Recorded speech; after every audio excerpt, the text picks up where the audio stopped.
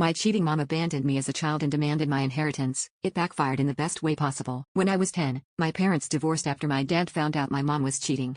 My dad took a paternity test and found out my brother and sister were never his. They were 8 and 9 at the time. When I asked mom why she would cheat, she told me she found a true man that can give her the lavish life she always deserved.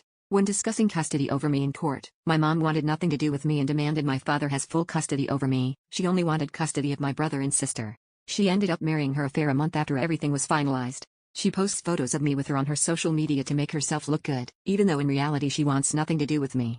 So it was about 8 in the morning, I was feeding the cattle on my dad's farm, and having a jam session.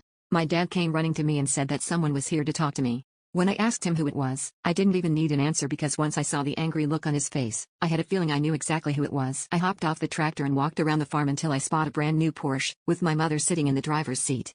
As soon as we made eye contact, she demanded that I give her my grandfather's inheritance to pay for my sister's college, because I didn't need it. My grandfather had just passed and left me with a large sum of money. I was still heavily grieving, but I guess she didn't care. Well, now I knew her intentions. She told me that her new husband had left her because he accused her of cheating, and gave her full custody of my brother and sister. She told me an entire sob story about her being broke and how ugly the divorce was. She told me he left her nothing after the divorce. She had no stable income coming in, so I felt super bad and agreed.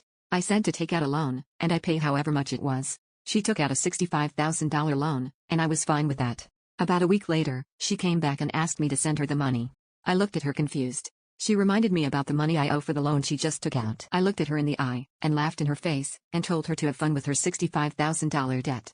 I called the police and had them escort her off our property. She is going to be paying that off for the rest of her life, and I cannot be any happier. Am I the jerk?